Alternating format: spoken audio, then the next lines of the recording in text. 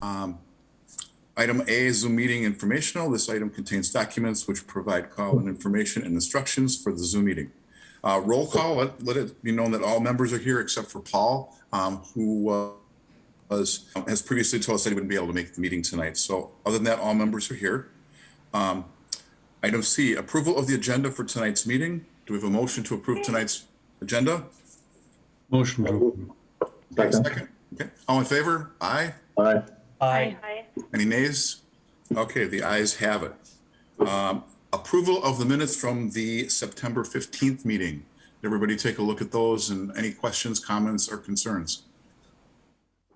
Do we have a motion to approve them? Motion to approve. Second.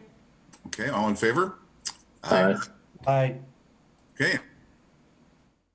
Any nays? For the record, the ayes have it. Regular business. Certificate of appropriateness.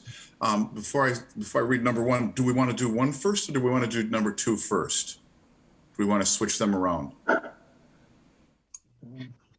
Any comments, anyone? Okay, let's just start out with certificate of appropriateness, number one. Where the heck, where would it go? Okay, COA 21-24, consideration with possible action on a design review for a building addition located at 400 South Washington. Mr. Jason, please take it away. Hi, I'm going to assume you can hear me. Yes. 400 South Washington is the old one of the old train depots in town. And here you see it on a map at the corner of Crooks and South Washington. While we're looking at the map, I just want to point out, of course, when I mentioned north facade, it's the gable end towards the top of the building. And of course, the east facade faces Washington, the west facade faces the river. So just kind of get your bearings there as we go forward. Next slide, please. Here you see a historic view of said depot in a postcard. I can't really attest to the colors because they were often colorized fictitiously after the fact. I do want to point out in the north facade, that gable end towards the right, you see two windows. And in the east facade facing Washington Street, you see in the center of the building, looks like one door and some windows, where maybe those windows would be a door. Indeed, if we move to the next slide, I think you'll see at the time of the National Register nomination on the next slide, that indeed that whole section had become doors. So for reference, here we're looking at some pictures that were taken in 1996 as part of the National Register nomination paperwork package. So briefly, this is the east facade. Moving on. Next up, I think we have the north facade. And I took a more recent photograph there in the upper right just to show you, yeah, it's still that. Moving on to the next picture, the west facade. Nope, not the west facade, my bad. Another National Register nomination paperwork bit. We're not going to be talking too much about this side of the building. Next slide is the west facade. This is the side that faces the river. Please note here in 1996, you see there's some skylights. Sometime after that, they added a pair of dormers with walkout balconies. And also sometime following 1996, they added the little vestibule somewhere along that loading dock area underneath the covered walkways, just to keep in mind.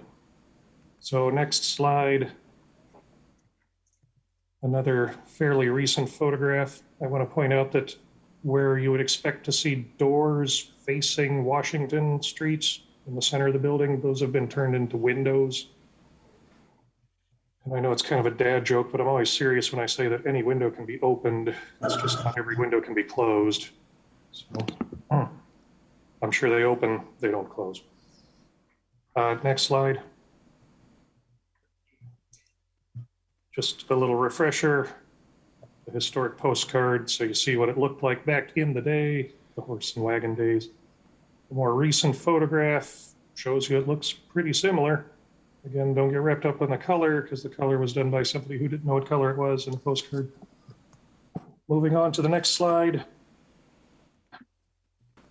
Here we see some of the proposed changes in this COA and pointing out the two most important ones on the, never mind, you gotta turn this in your mind. On the river facing side, the proposal calls for increasing the size of a vestibule addition. So there's already a vestibule addition. This increases the size of that addition. And then on the north facade, which is towards the right, the request calls for turning an extant window into a door. So part of that vestibule addition there on that river-facing facade turns a window into a door too, but we're looking at these two discrete changes. There's also some landscaping, which really doesn't fall under the Landmarks Commission jurisdiction. So you see a sculptural element surrounded by some landscaping plaza. That's all well and good. I'm sure it'll be beautiful. It's not really for us to discuss. Next slide. Regarding the vestibule addition on the river side, that's the west facade. On the upper portion of your screen, you see a current floor plan. And then I've gone and drawn what I think is an orange line vertically through from the current to the proposed, so that you get a sense of a current vestibule up there along the edge of the building. You come on down to the proposed side, and then in green, it shows you where that proposed vestibule addition is. While we're on the slide too, towards the right of the lower image, in the north facade, that's the proposed window to become a door. So two separate issues in this COA that we'll be addressing. First of all, with that vestibule, if we can go to the next slide. Yep, that's the one. So what they're proposing on the left is largely a glass enclosure to increase the size of the vestibule.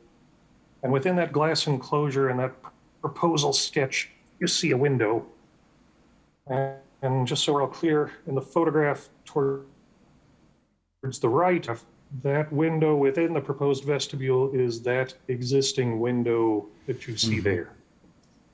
I don't know that I have a lot of other information on this proposed vestibule enlargement, but to cut to the chase, I'm inclined to recommend approval, given that this facade, although publicly visible from the river and the walking trail, has already been muddled a bit, and frankly isn't the facade that you associate so much with this building in your mind.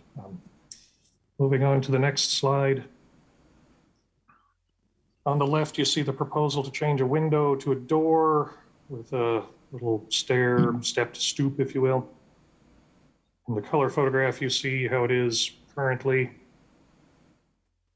I had to use my phone a friend option with the State Historic Preservation Office. We give you one or two of those a year. And to be clear, this is not a tax credit project, but to continue to be clear, this is an individually listed National Register property.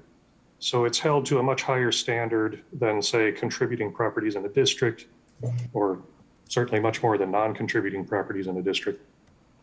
And in my phone a friend with the state preservation architect, he hinted fairly clearly that turning this window into a door would seem to be a conjectural feature.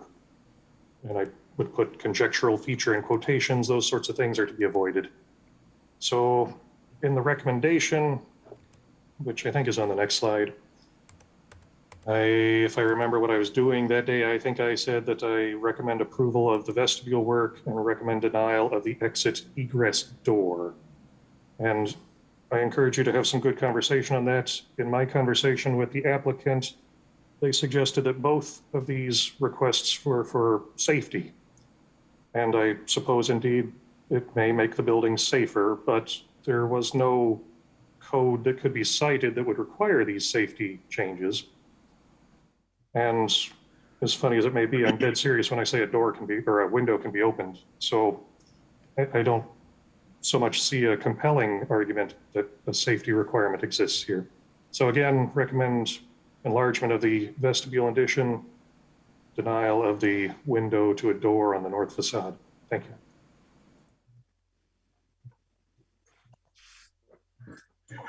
I guess, would anybody like to motion to open the floor for discussion on this? Obviously, we need to. I'll motion to open the floor. Okay, so a second. All in favor? Aye. Okay, any nays? Okay. Well, Ian, I'll start with you. Anything off the top of your head right from the beginning here? I guess I'd like to hear from the owner's representative on it to get a better understanding of what's driving the change. I agree. That's a great idea.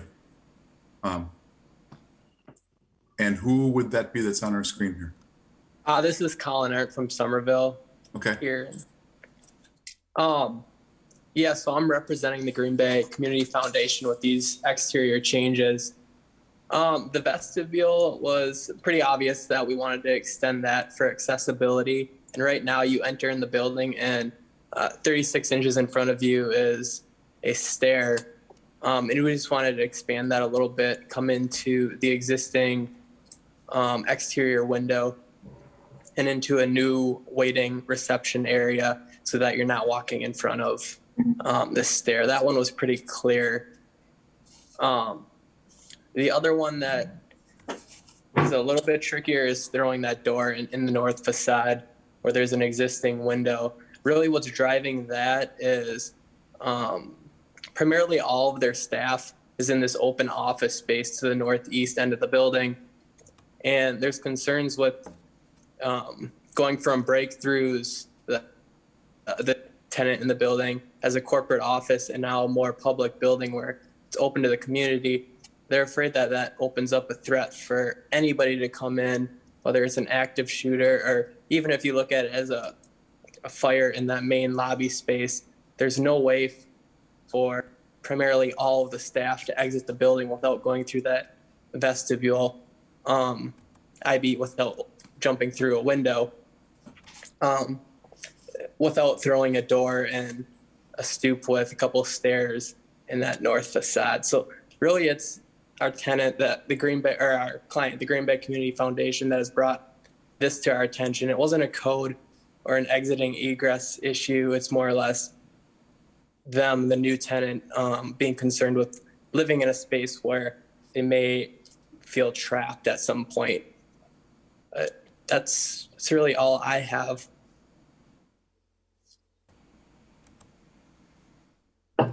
Is there any other occupants of the building or owners of the building that would like to speak up?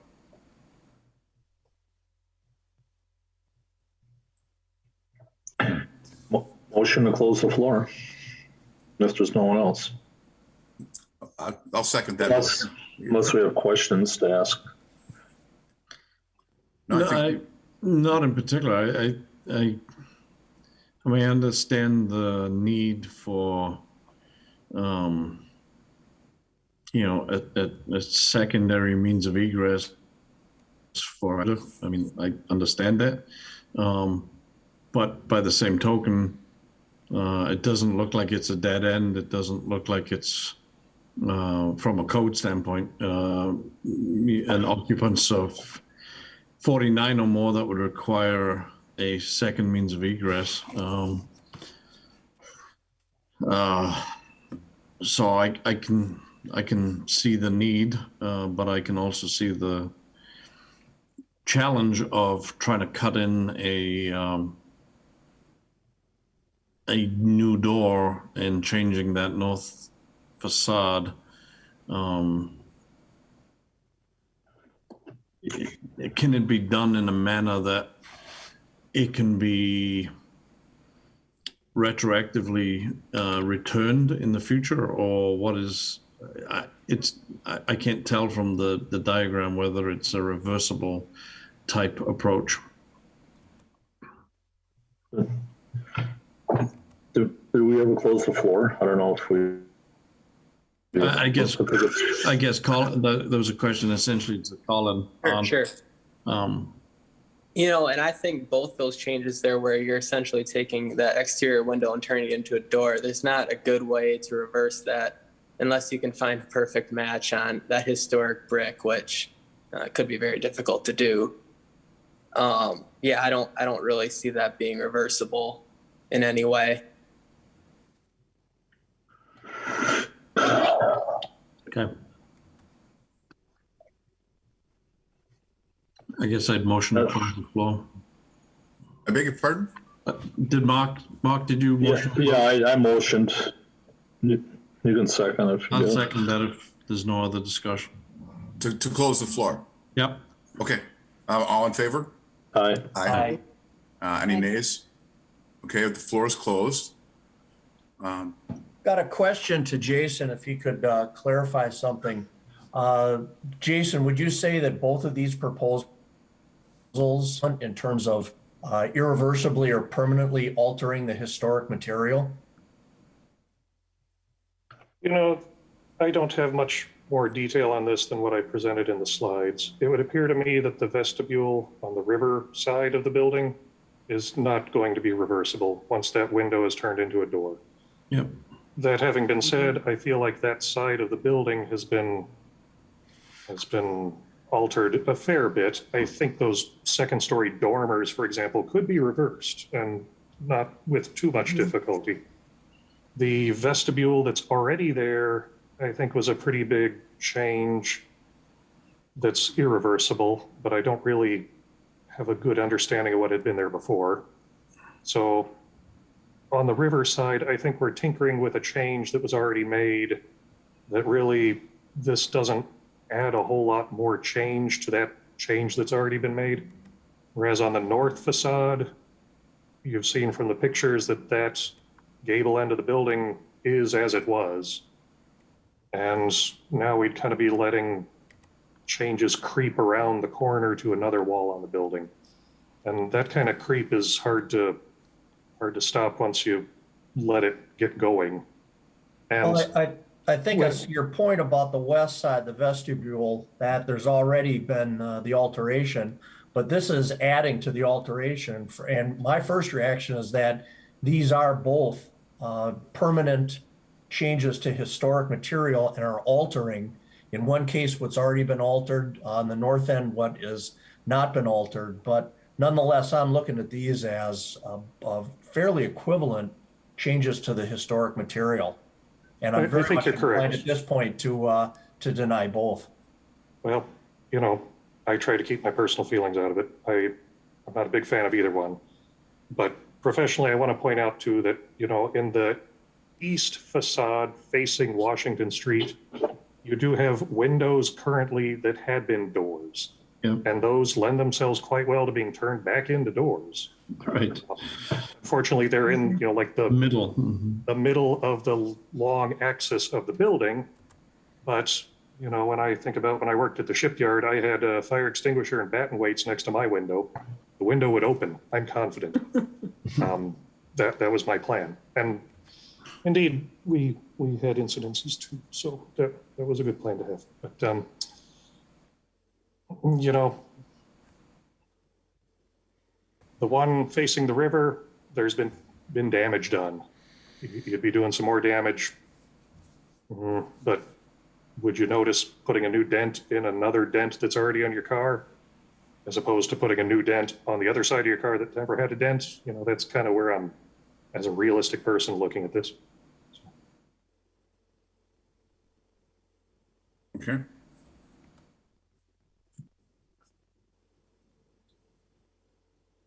Any other comments? Any motions? Any? I think for me, you know, some good points were brought up by David. You know, it's 123-year-old building, very prominent in our community. I realize it's gone through a couple of different renovations, and that over time, I think the windows to doors and doors to windows, if you have that opportunity to do it, you know, like you can go back to it. I think that would be a good option. But, you know, when you change the actual elements of the building where it's irreversible, I think I have a harder time with that. And I don't know if there's another solution where you could, like with a vestibule, if you could just add something to the outside without compromising the brick work itself. If there's some way you could add to that without actually cutting into the building, I would opt to see if there's something that could be done that way. Maybe it can't, but you know, I'm into the structure of the building itself, and so I'm a little torn on this right now. But those are my initial comments. I guess I'd interject here too that I'm torn. I mean, I worked on the YMCA building downtown, and we put in the ramp at the front of the building.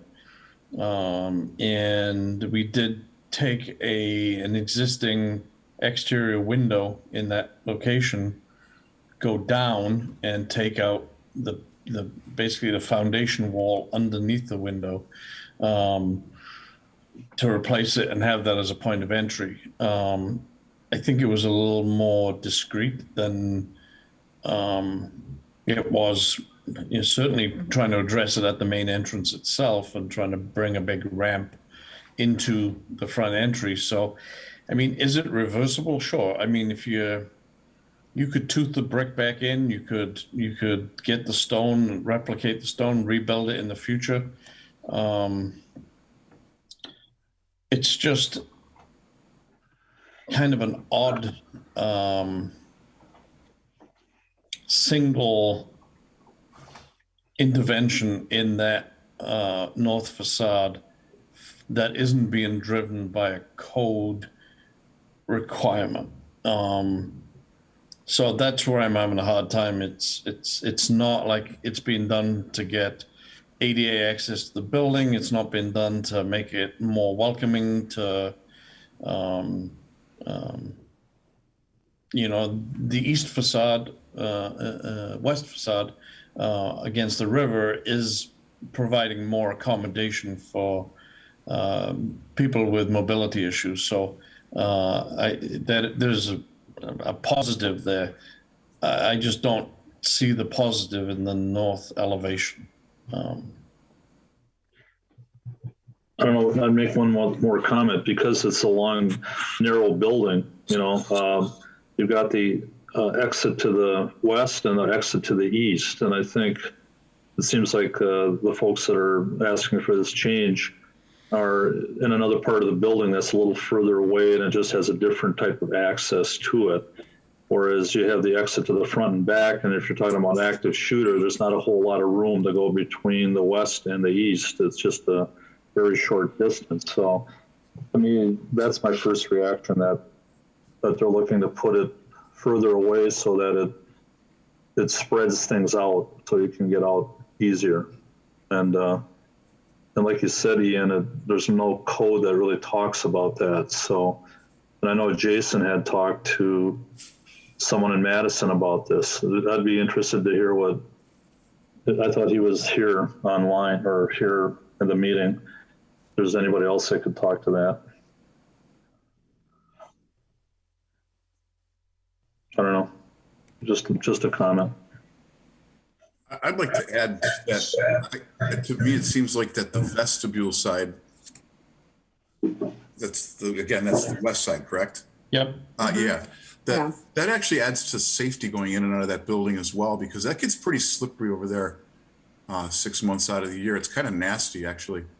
And I think that's actually a safety feature, which wasn't even, but I've been in and out of that building quite a few times, and it is awkward getting in and out on that side over there, and how people have to wait in that area where they do enter the building. I tend to agree with Jason there that's a change there, which change made, and I don't really see a problem with finishing that side off, in my opinion. I mean, I guess, has there been review of what the door access requirements are on that west facade? So is it going to be locked down, or is it going to be a free entry? I mean, could that west facade be on a permitted entry only, so that you don't have the active shooter in the space? You stop them at the door before they get there. Yeah, that's a good point, Ian, and that's something that the Community Foundation has also discussed in their security reviews. And I think that's something that they would have to consider too if it isn't going to work to exit them out through the east. But yeah, and just to mitigate any threat through that. Essentially, that's the only entrance and exit to the building other than the far southwest door from the community space. Yeah. Should we open the floor again? Just to be official, I make a motion to open the floor. I'll second, yeah. All in favor? Aye. Aye. Any nays? Ayes have it. Okay, floor's open. Go ahead, Colin, sorry. No, that was pretty much it from me. You know, reviewing the security and not, their goal would be to keep this open to the public at all times and keep their doors unlocked.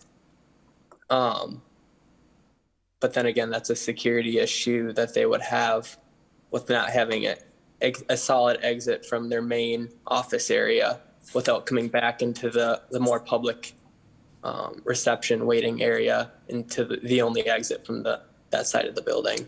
Mm-hmm.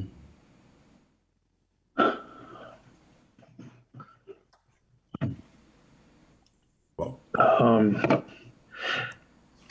I was just wondering, is there any, I know you folks have looked at this. This is for Colin. Looked at all different aspects of this, and you probably might have anticipated that there might be some questions like this coming forward. So I wasn't sure if you had any other possible alternatives to kind of take care of that, just in case, like a plan B. Sure.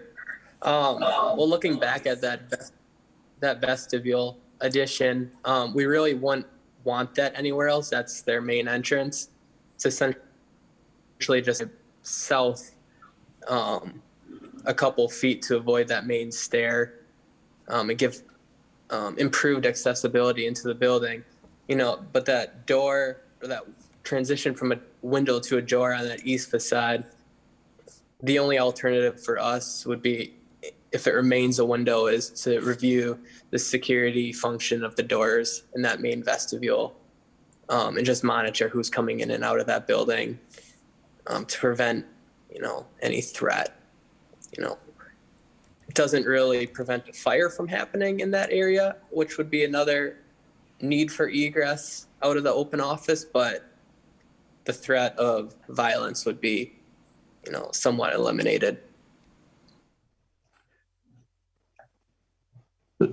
It's just such an interesting dynamic when you talk about buildings now, that we're talking about situations like this where we, years ago, we didn't really have to deal with it. So it seems like it's adding another layer of study Right.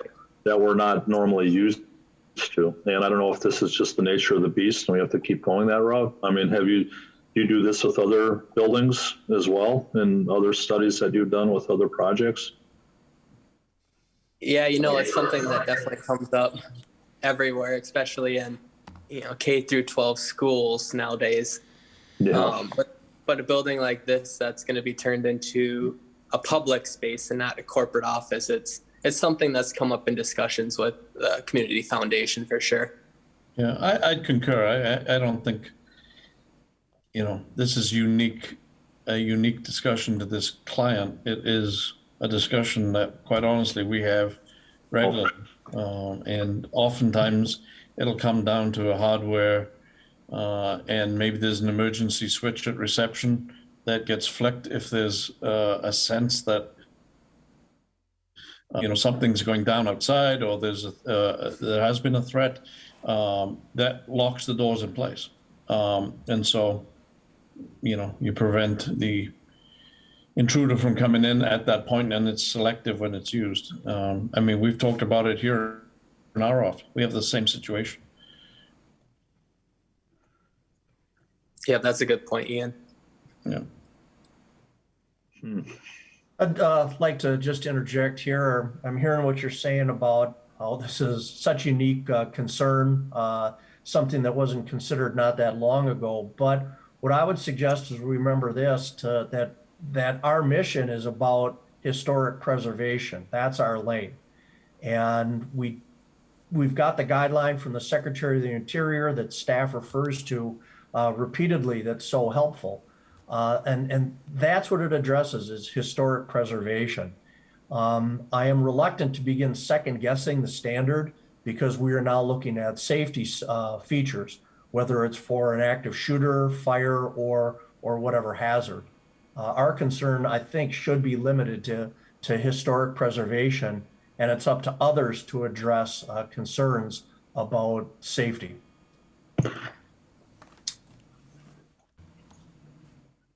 Good point. I think one of the points with that though too is, there's several steps, and whenever a site plan is reviewed and okayed at the city, Public Works looks at it, inspection looks at it, planning looks at it, and I'm sure the fire department looks at things too. So it's kind of like you have to check off all these boxes. So it seems like in a case like this, that you would check off most of the boxes, but not all of them. So that getting to that point is going to be really difficult as we add more and more layers to this. I agree with David that, we are historic preservation and we have to maintain that, when you say maintain at all costs, but there are times where there might be some slight changes to the dynamic that will help the project move forward and still maintain integrity. I'm just not 100% sure on this one yet. It's such an iconic building, a very historic building. And I think that that's a good thing, but it's also can be a tough thing for anybody that goes into a place like this because they've got that hanging over, whether they like it or not. So you got the good and the bad of that. But I don't know, Jason kind of talked about the vestibule okaying that. I probably would lean toward that, but as far as the north facade, I'd be a little more inclined to deny that. So I'm kind of leaning toward what Jason was talking about on this. I kind of concur with him. So I would make that motion. Oh, the floor is still open. If we could close that No, first. Yeah, I would make a motion to close the floor. Thank you. I'll second that motion. Okay. All in favor? Aye. Aye. Any nays? Okay. Floor is closed. Alder, you have a motion? Yeah, the motion would be to concur with Jason, what he said about accepting the vestibule alteration, but the north facade denying that. So that would be my motion.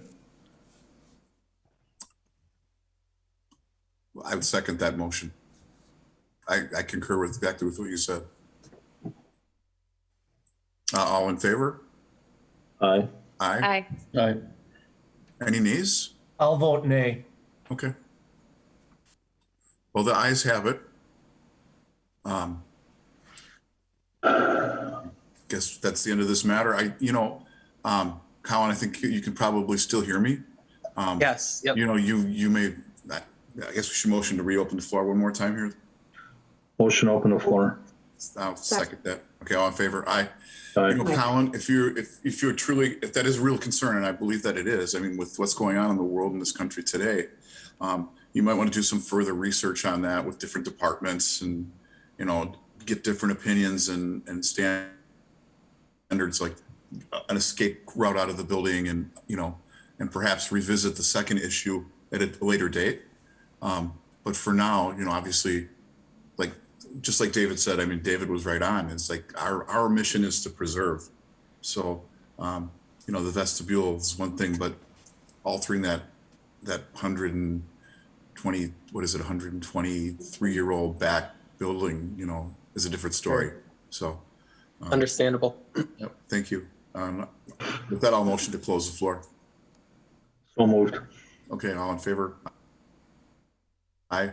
Any nays? Okay, motion carries. Okay. Item number, where are we here? E2, Certificate of Appropriateness 21-27, consideration with possible action on a design review for replacement windows located at 644 South Quincy. Jason. Hi, that's me. Stephanie, can we see the pretty pictures too? I am working on it, but I think that I'm about to get booted off of here. Let me see. There we go. Awesome. So 644 South Quincy. You don't do that Massachusetts thing like where it's Quincy, do you? So we have a map of it, but I don't know if I'm going to show you the map or not. It should be coming.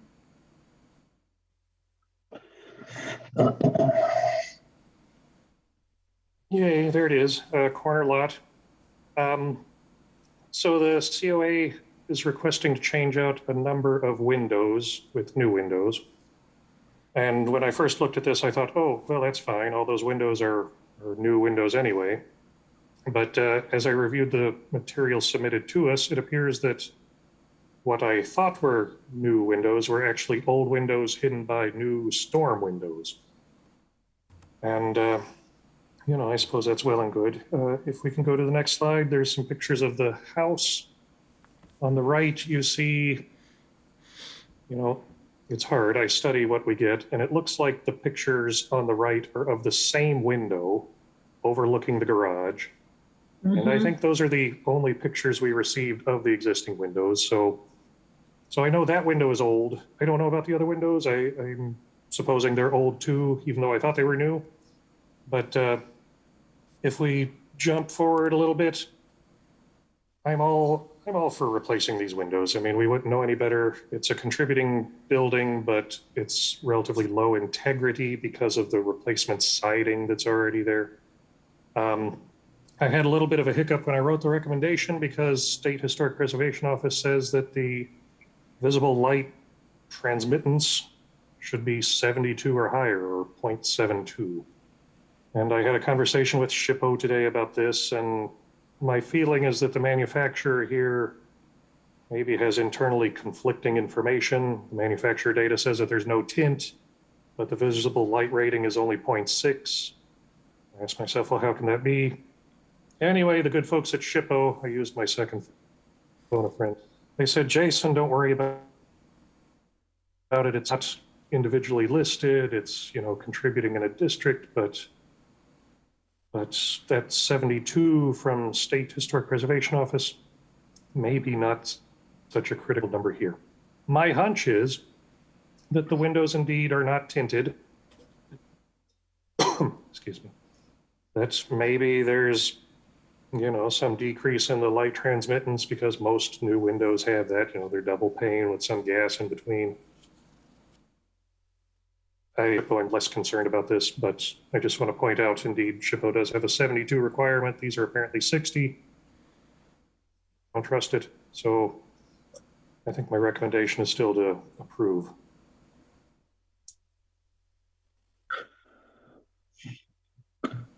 Jason, could you elaborate a little bit on the siding? You started to say something about it. So if we go back to the picture of the house that you're hovering over, all of the exterior siding here is relatively modern. It's vinyl siding. If you're looking at individually eligible and individually listed houses, replacement siding like this, no matter how tastefully done, and this was very tastefully done, that's basically a nail in the coffin for individual eligibility. So when we look at all of the houses in Astor, you know, there are several that are prominent priority properties. I always point those out. This is not one of those priority properties. This is part of the scenery that makes the priority properties all the more special. So considering it as scenery and considering that I always thought the windows were new in the first place when I look at it, I'm not going to be able to tell the difference that the windows have been replaced once they've been replaced. So there's a positive here. The COA calls for removing the storm windows, which will actually enhance the property. But at the end of it all, really, I won't notice as an observer, even as a relatively trained observer, that the windows have been replaced. So with that in mind, I'm inclined to recommend approval. So is it fair enough to say that even though, as you mentioned, the vinyl siding is pretty good, that much of the historic integrity has already been lost? Is that fair enough? Yes, if this house was going up for an individual nomination, it wouldn't make it. Changing the windows at this point, well, let me put it this way, keeping the windows at this point isn't going to help it make it at any point in the future, but it's done. But, you know, that's not to say that if they someday come back and want to put new siding on, then a new siding is very poor taste. I think you should deny that. I mean, they've done a good job to date maintaining an appropriate historic appearance of the house despite the newer materials. Nonetheless, those new materials are noticeable. So if you're one of the snobbier architectural historians, you're going to point that out and be less interested. Are they going to replace the windows with similar windows? 1/1 double hungs? Yes, 1/1 double hung. As best I can tell, I wouldn't be able to see any noticeable difference in the before and after of this.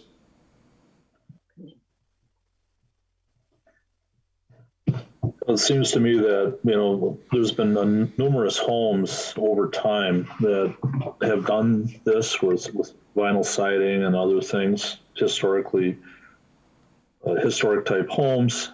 And the fact that we weren't CLG status and we didn't have a preservation ordinance on the books, a lot of things just went by the wayside because of that. And through no fault of the government or the citizens, you know, it's just the way it was. But, you know, it's a little stricter now. So, you know, I know it is tastefully done, but you wonder what it would cost to get credits. You know, the owners may decide it's not worth it. You know, if you took all that siding off and tried to get back to the original, it might be cost prohibitive at this stage. So it's kind of like you've already altered it once. You can't really reverse it. So the windows are very nice. You know, that would just kind of move along with what's already happened. So unless somebody else can change my mind, I would be inclined to go along with Jason's recommendation. I would make that. I would ask that. I would make that a motion, unless other people want to talk about it. I would make a motion to accept it as is. I'll second that. Okay, all in favor? Aye. Any Aye. nays? Oh, any nays? Nope, then the ayes have it. Okay. Next item on the agenda, F, informational, the public meeting regarding phases 2, 3, and 4 of the intensive survey project.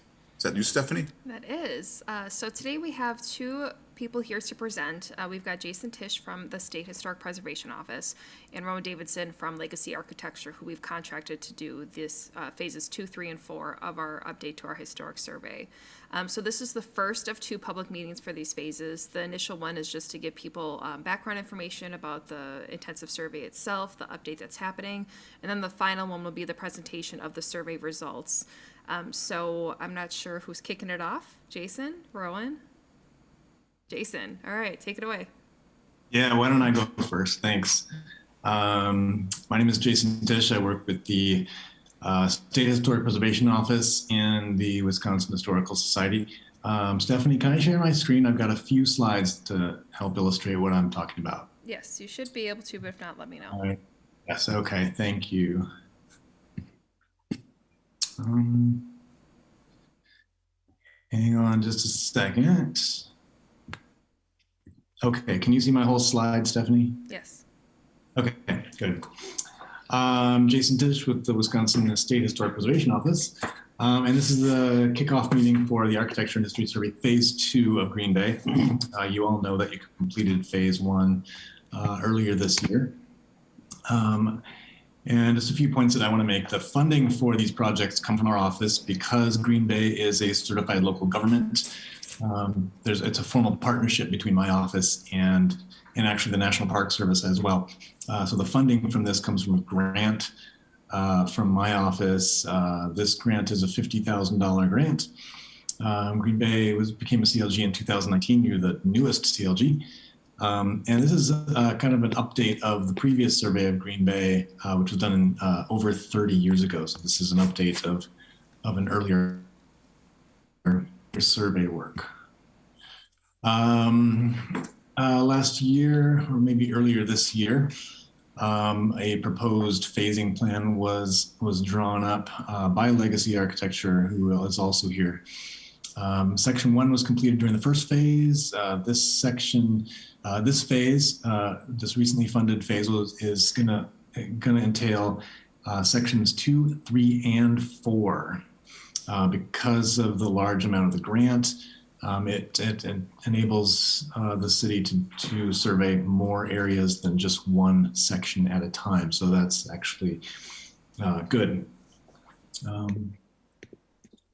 A couple of points that I wanted to make under this slide as well. So about the grants. It's a no-match grant, so it's no expense to the city of Green Bay, no match required.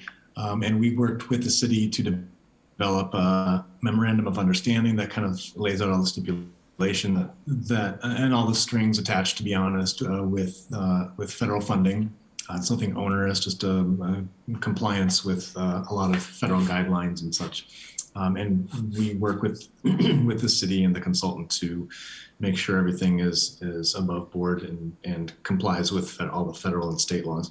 And we've also worked out a scope of work with Jason, and which is then passed on to the consultant. So really quickly, what does the survey look like? Most of you are familiar with this from the last time, but basically a survey looks like consultants driving every public right-of-way, every street in the survey area, looking at every property in the survey area and evaluating it pretty quickly against eligibility criteria for the National Register of Historic Places. And what they're looking for is, well, first of all, then they occasionally stop, get out, take some photos, take some notes, and move along. So what the survey physically looks like is pretty low profile. It's consultants driving streets, taking pictures.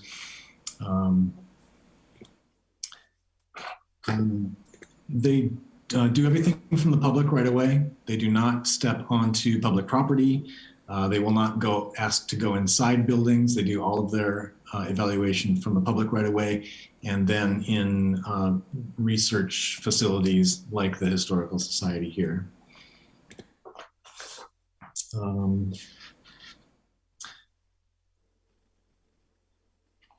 So what they're looking for, what will the survey record? They're looking for properties that meet two very basic criteria, an age criteria for the National Register, and then they're looking at integrity. So it's pretty easy to spot buildings that are more than 50 years old for these folks who are trained in architecture history. And they're looking for properties that meet that age criteria, but also have integrity of their architectural design, integrity of materials. So they have most of the original materials that they were designed with. They exhibit their design intent. There's not a lot of additions on them or alterations. And then consultants will record those properties that meet the criteria. They do some baseline research on these properties. They often get the date of construction, if there was an architect involved, the builder, and any historic events that happened there, or historic people, historic figures who lived there. And so the properties that best exemplify each property type, so residential, commercial, churches, schools, all the different property types, they identify the ones that best exemplify each type, the ones that best exemplify each architectural style. So they will record the top 5 or 10% of all the Queen Anne houses in the city or in the survey area, the top representatives of craftsman style, international style, whatever. So the best examples of each type and each style. And then they put all that together in a final report with a photo of each surveyed property. Just because it's in the report does not mean that it is eligible for the National Register. It doesn't mean that it's eligible for local designation. It's just the top 5 or 10% of those properties that exemplify that style or type. When will the survey work happen? It's kind of up to the consultant, but as far as our timeline, the project needs to be done by the end of August of 2022. So there's plenty of time to do it. And when it actually gets done is kind of up to the consultant. So I will turn it over to Rowan, who can talk a little more about that. Okay, thank you, Jason.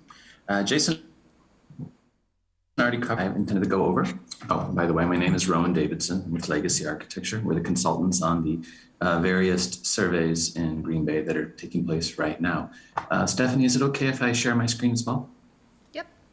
Okay, go ahead and do that.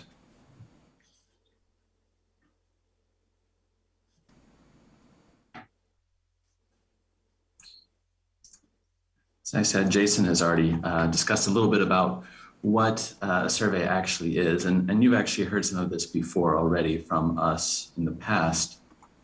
We're currently in the field right now. This last week we began documenting properties in the second phase of the survey work, noting the property's location, names, use, style, each one with a photograph. We'll follow that up, of course, in a week or two with local historical research in Brown County and specifically the city of Green Bay, supported by newspaper research and sort of general public history research as well to dig up those dates and names and the identities of those properties and their specific histories. As Jason also already mentioned, all the resources are evaluated for the National Register of Historic Places. That's really the main point of doing these surveys in the first place. There's other benefits as well, of course, just documenting the history and documenting the built environment of a specific place. But the main outcome, what most people turn to the page to find, is what is actually eligible for the National Register of Historic Places. And there are the 4 criteria, which Jason already mentioned as well, whether it's associated with a significant event, the history of a property, whether it's associated with a significant person, someone happened to live there or work there that's deemed historically important to the history of Green Bay or even the state or the nation, and by far the most common is whether a property might represent a specific architectural type, its period, its method, or even a master builder or designer. That is usually the most common one that's identified at first, because the first thing we look at is the exterior of properties, of buildings, houses, commercial buildings, industrial buildings, and so on. So the first thing we have to judge is its basic appearance. Further research finds the other possible criteria. The fourth criteria, criteria D, means that it has or may yield important historic or prehistoric information. This is essentially archaeological distinction. These are fairly rare in surveys. However, in the last one, in phase 1, we actually did come across a property which qualified. The survey report itself is then broken down into chapters. These are generally the same regardless of who the consultant is, and have been the same for over 30 years now, based on certain aspects of history, of society, religion, education, agriculture, architecture itself, notable people, and so on. In the last phase, which was just completed this last summer, we updated 760 resources, of which only 283 we deemed still be survey worthy. That gets to what Jason was talking about with integrity. Properties have obviously changed since the last survey work was done in the city 35 years, and a great deal have been altered. And sometimes it's not always for the best. And so some things were left out. However, we did update the information about those properties, and there are still, of course, records. We identified 55 new properties to add to the records, of which 13 were individually eligible. I already discussed this again this last summer, and we can go over them again if you like. And that was just in phase 1. Phase 2 is actually a combination of 3 identifiers, as Jason mentioned, conveniently combined into one for efficiency's sake. The survey phase 2 area is sort of the core of historic Green Bay and Astor.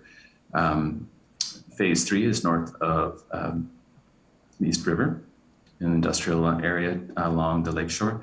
And phase 4 is back on the west side of Green Bay and kind of the suburban developments and post-war neighborhoods.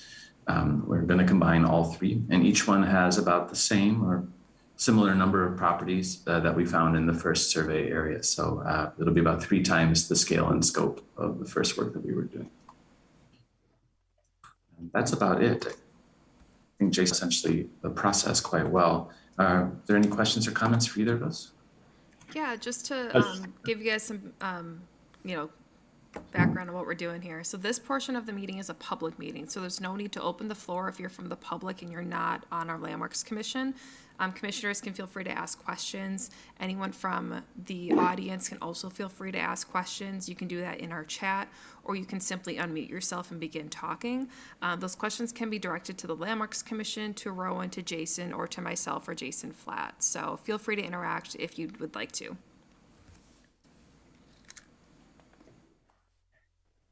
I had a general question, Rowan or Stephanie. Some of my citizens have been in my district, Aldermanic district, are getting a document in the mail talking about the survey. And some of the folks are a little confused by it. I guess I just wanted to get clarification on that. I suppose you might be saying I'm going to be coming into your area. Some folks like myself have a ranch home that was built in 1969.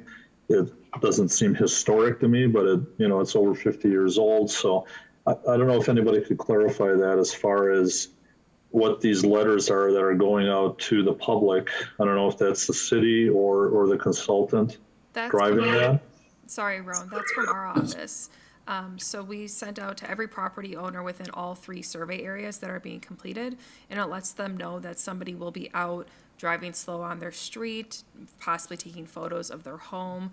It gives the identity of the car, the license plate, and then it alerts the police department and neighborhood associations as well that that's happening, in case people have calls saying there's this really slow white car on my road. Then they kind of have a heads up on what's happening. So it's really just to alert people there may be somebody taking photos of their house.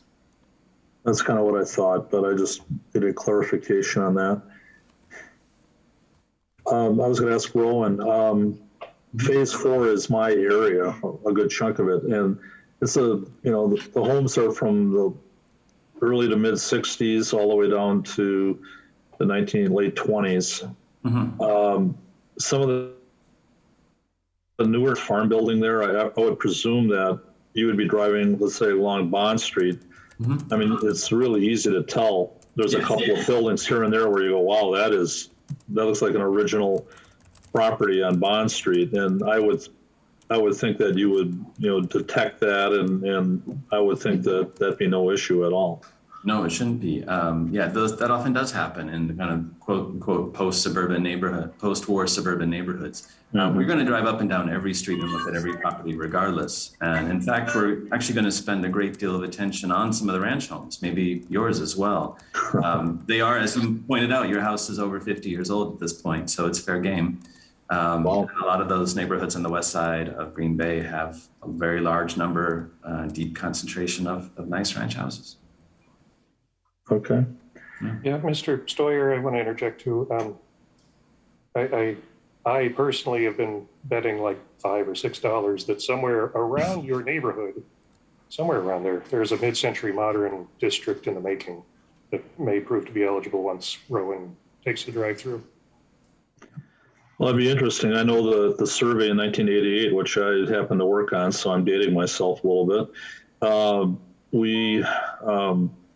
There were districts that were proposed, and like a West Side Vernacular District, for example, near West High School.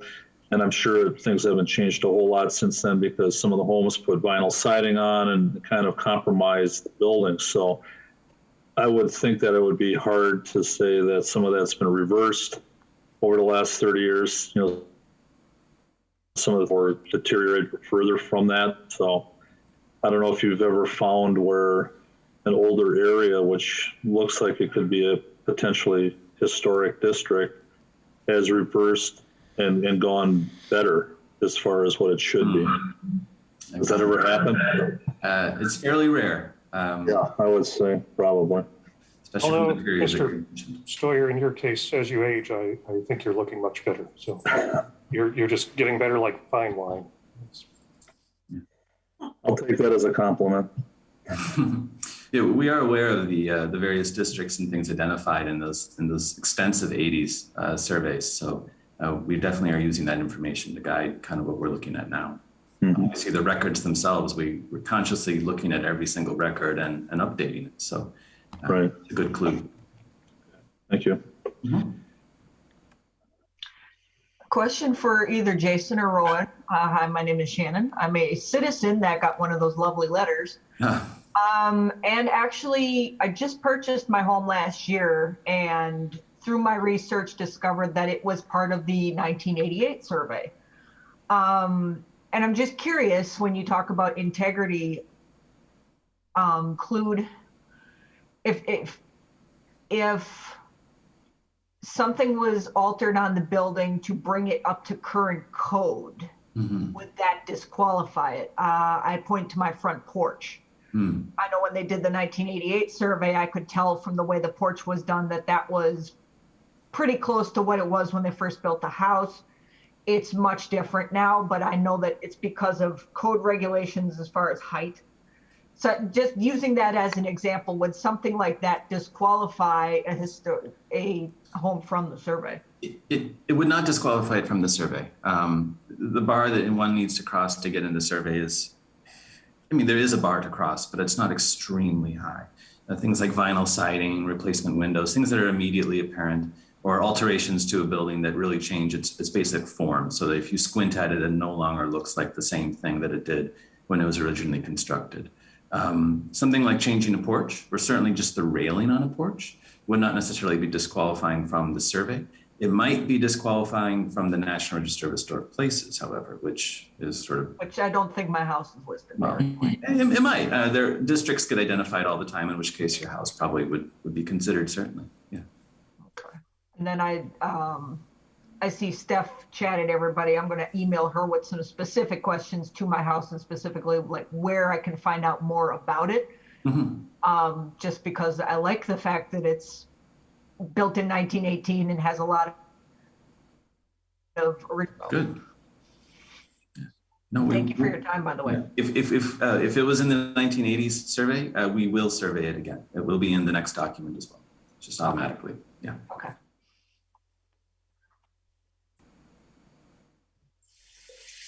One other question, Rowan. I noticed like, when you look at the architectural styles that were so prominent in the late 1800s, early 1900s, the kind of the heyday of a lot of the architectural styles.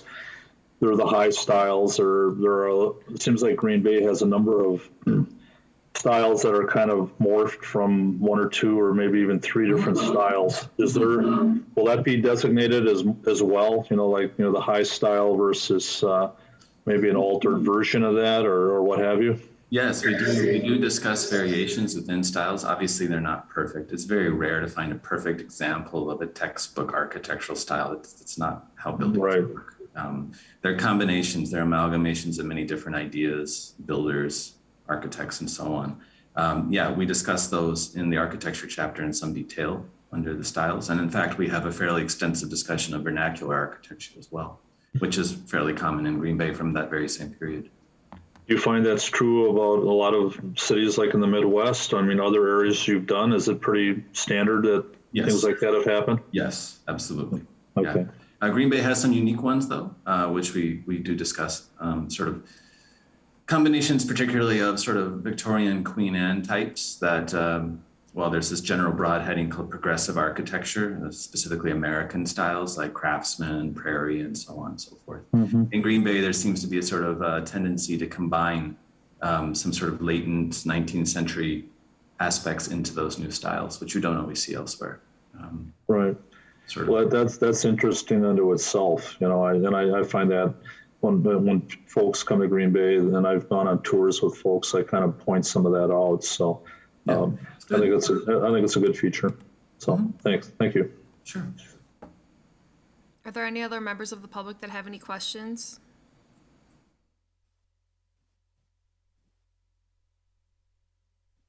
I don't see any hands being raised. If anyone does have any history of their property that they would like to share with us, I did put my email in the chat, so please feel free to send me an email. Or if you would like further property information or information about the survey, I have the main staff contact here, so please feel free to use that email as often as you would like. Yes, that's good. We're always very welcoming of any kind of public input, especially about their own properties. It's very welcome. Please share. Okay. Well, thank you both for your time. It's very interesting. Thank you.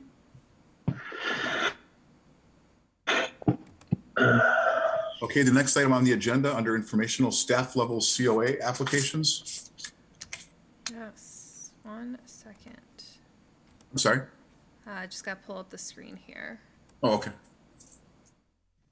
All right, Jason? Yes, I forgot I was doing more.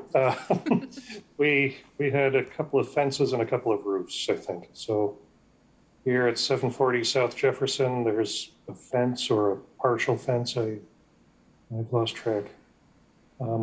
Regardless, we've approved it because we had no basis not to approve it. So that's all I've got on 740 South Jefferson. Oh, a new roof. Yeah, pretty iconic building in Green Bay. So it's got an asphalt shingle roof. They're replacing it with new asphalt shingle roof. Wasn't entirely clear to me if that was in every spot on the building or just in the spot photographed. Nonetheless, the new shingles look just like the old shingles without the morning frost on them. So that's something that we approve internally. This is a section of fence. See, I get confused with which fence is which. So here there's a 16-foot long section of fence that's to be replaced with fence. Nothing too exciting, generally not visible. So we've approved that. Roof on Kavarna. You see a picture of the existing old membrane roof. They'll be putting on a new membrane roof with condition that there will be no visible changes from any public right-of-way. That includes any coping material that's along the top of the parapet. So we had no pushback on that. That's going to happen. Another fence. I'm getting to be a fence expert. So this one is a decorative metal fence on a fairly prominent corner lot in Astor. Again, there was no basis upon which to deny that. So regardless of whether or not you like the way the fence looks, it's approved. This one, I think there's some continuing discussion on, but it's also another membrane roof. I approved this on a condition, again, that there would be no visible changes from a public right-of-way. So since that time, I'm not going to call it pushback, we received an inquiry. On the alley side, on the back of this building, bearing in mind, you're looking at like 3, I think, discrete buildings that have been kind of unified to look like one building. So on one of those 3 buildings on the alley side, there is some metal coping along the parapet that they would like to replace with new coping material. I'm inclined to approve that, but I think by the letter of the law, you would need to weigh in on that. Nonetheless, I'm still inclined to approve it. Could we have a little discussion on that? Would anybody be too upset if on 1/3 of the length of the alley side of this, where there's some visible coping, that was replaced with a new coping material as part of the membrane roof replacement? I think as long as it aligns similarly in size and similarly in Well, I think so too. And to elaborate on character, I think it would be just fine. To elaborate on these 3 buildings that are one building, it's also non-contributing within the district. Right. So as long as it's not on fire, I'd be inclined to be pretty lenient with the roof. Do we need to make that a motion from Ian?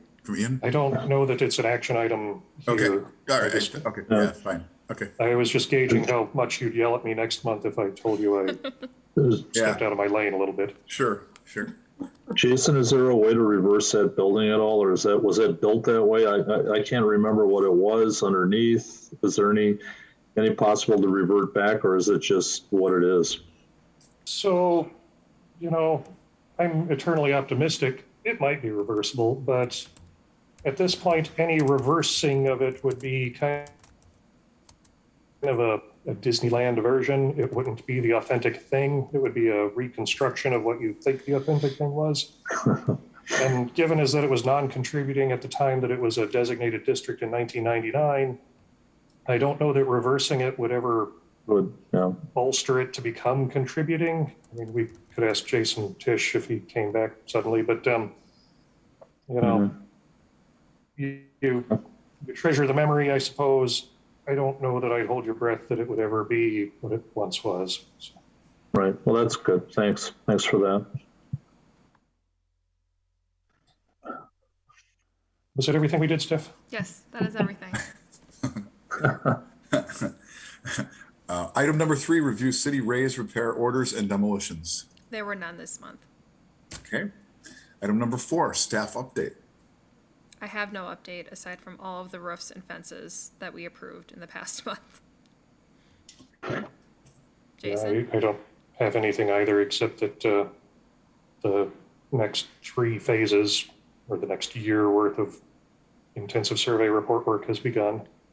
That was going along pretty well until I ran into some personal issues here. I guess it's off topic. I have 2 children, a 14-year-old and 11-year-old. The 14-year-old, who is fully vaccinated, has tested positive for COVID. So I live in a big house with a lot of doors and no kitchen. And now we've got it all subdivided. So it's kind of a crazy time here. Good luck. Boy, At least you have yeah. no Thanks. update. The 11-year-old tested negative. So, we're still holding the line. There. Wow. Oh, something okay. else. The Wisconsin Historic Society, I think that's who's having the conference that's happening right now. So if you're not on their listserv, the sessions are, I think, $50 to sign up. And then the sessions, they send you the links for them. So there were sessions today, sessions tomorrow, and then some on Friday as well. So if anyone is interested, I think it's $50 to sign up. Yeah, I sat in today's sessions. You might have to move some obstacles to get registered at this point. The closing date is the 18th, but they're usually pretty workable with that. Okay. By the way, Stephanie, I'd like to add that I think you're missing your calling as a judge.